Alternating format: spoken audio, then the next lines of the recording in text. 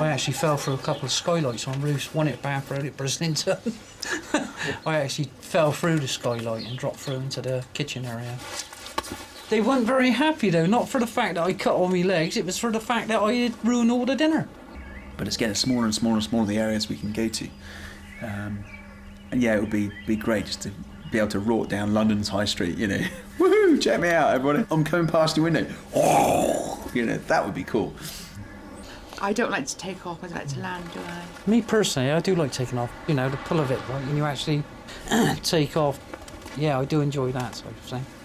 Funnily enough, I've only actually been flying about 4 times in my life. The last time I went to Italy in May, and that I found fine. I got over it, and I realised it was an irrational fear, but before that, it really was like a white-knuckle ride.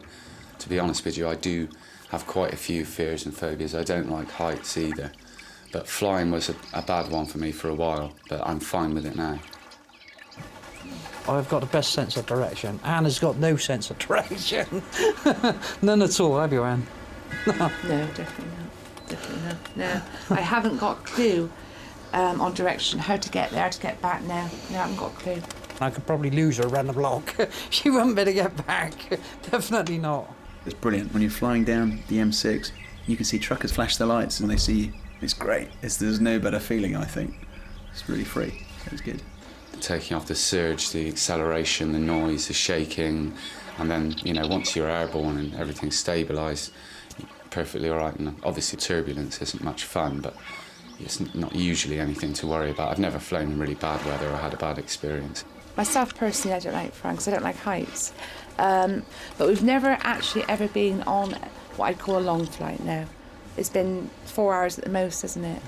Yeah. How I'd fare on a 7 or 11 hour flight, I just do not know. No, I don't think I'd handle it very well at all, to be honest with you.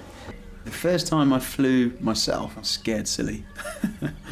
But quickly started to enjoy it. It's not short of hard work. Every single day. Something new, something different, got to keep learning. No, because it's the animals, they don't talk These are about two because we haven't got much time left. Come on, I'm watching you.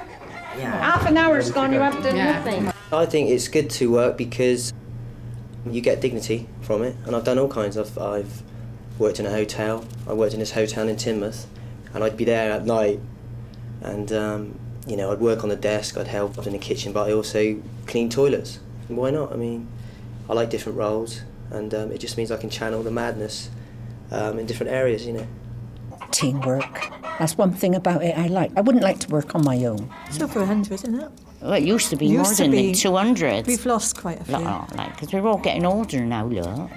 When we work in a factory, we are looked after, aren't we? We have the dentist, the chiropodist, chest x-rays, get all our injections done and everything, you know, without even going out of the factory, which is good. It is very repetitive. Oh, yeah. Oh, yeah, it's very repetitive. The foreman's always watching you. But all we the time, couldn't wander about. We can't wander about. But if we make a mistake, then we will be severely reprimanded. You know, you hear about chefs being crazy. He was crazy, you know. He would throw knives around, you know. Thankfully, I didn't have a lot of dealings with him because I was, you know, dealing on other sort of areas in the hotel, and I just kept out of his way. My friend got it in the neck. I think Feng Shui should be introduced to all office environments. There's sterile waters somewhere, and the volcanic chemicals and all that has started life, and then we've evolved from that. What I do find hard is the fact that we've actually evolved from something so minuscule, like so microscopic, to the dinosaurs to us. There's a train of thought that says that we came to this planet thousands, hundreds, millions, whatever, years ago, and in fact already did colonise this planet as an alien race.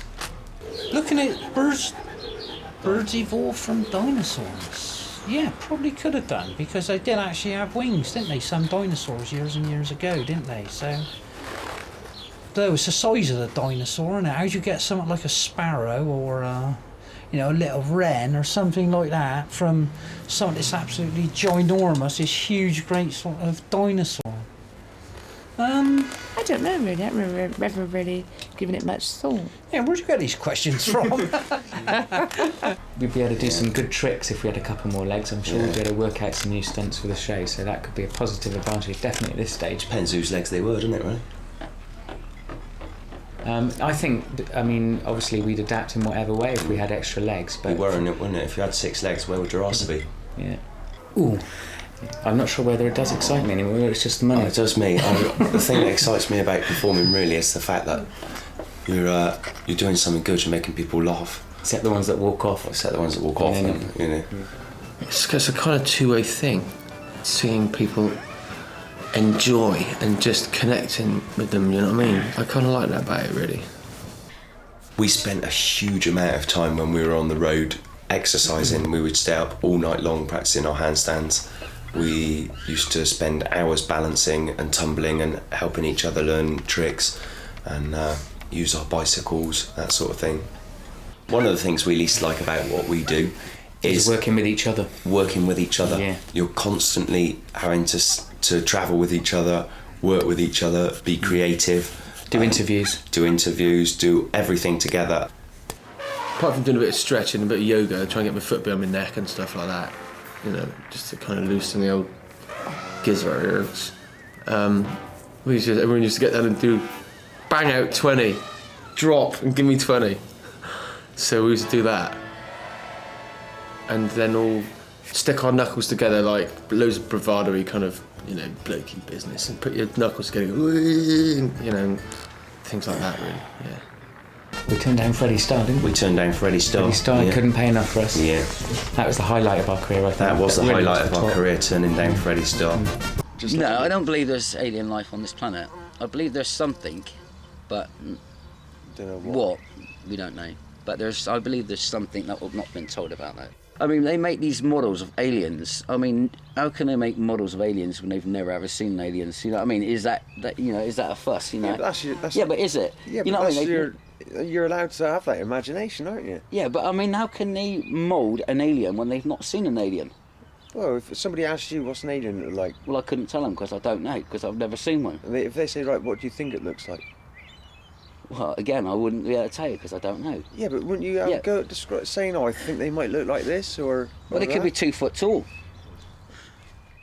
I reckon they've been on some sort of wacky-backy type stuff, I reckon, if they're saying they've been abducted by it. So. They glow in the dark, like, you know. My family's been out here running the donkey ride since 1886. We've been here, so we're a long-established family. And we've seen a lot of changes over the years. When it does rain, it clears the beach. As soon as you get some rain, there can be thousands of people along the beach. As soon as you get a drop of that rain, they're gone. Yeah, gardening, eh? Very apt. Well, we don't really know much about gardening, do we? We seem to get boy. Yeah. Me and Nigel we like being out in the open more than we do actually indoors. I believe that anyway. Yeah. And I think what Nigel likes about it is he's got that sort of saying, like, you know, no, do it this way, and I think he likes that. But I think we get on quite well together. Sometimes you have a moan at me in that about it, like, but I mean, 2 minds are better than 1. That's what I always say. Sure. But you know, we make sure that the job is done, and it's done to the best of our capabilities, and the job is cleared, and the job is actually spot on when we leave. It's that organic gardening, that's coming a long way, isn't it? Yeah. All people are sort of... I noticed in our gardens that we visit that there's a lot of people with their own compost heaps and that, putting their own sort of peelings and stuff like that. Well, it's like that garden we done up in Portishead. That one at the bottom, she had all that black stuff, and we opened it up, it was jet black, right, remember? Yeah. And that was that when we done all the shrubs and that in her garden. Yeah. And that stuff was really good. And I mean that's good for the organic stuff. Yeah. Yeah, it all helps, doesn't it? Yeah. I can eat almost anything. Yeah, I think I'm the same too. I won't refuse anything. The only thing I don't eat is Turkish Delight. Oh, I like Turkish Delight, see? I can't stand it. Yeah, I and like lychees. Turkish. Lychees. Yeah, what don't I like? No, I think I like most everything. Yeah, Brussels sprouts and that, I like them, but the missus don't like it. No, not after. Yeah. Yeah, I know what you mean. There is a shrub that I do like actually, and that's the burning bush. You ever seen them?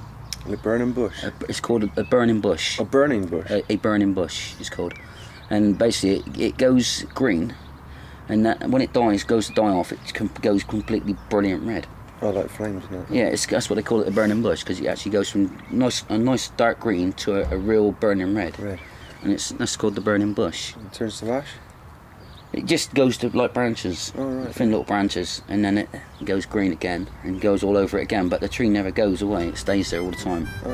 So it's a bush that's there, and I should say a shrub, as well as a bush, what is there all year round. Christmas is celebrating something to do with God, yeah. But then again, do you believe in God? You know. It all goes around that sort of thing, like. So I think Christmas is the time where people just goes out and just goes mad and buying people's gifts and stuff like that. The only thing I ever got given to me because I didn't want to buy it was a pair of white fronts. I think that was the only thing ever given to me that wasn't a Christmas present. But I can certainly give it to someone for a Christmas present.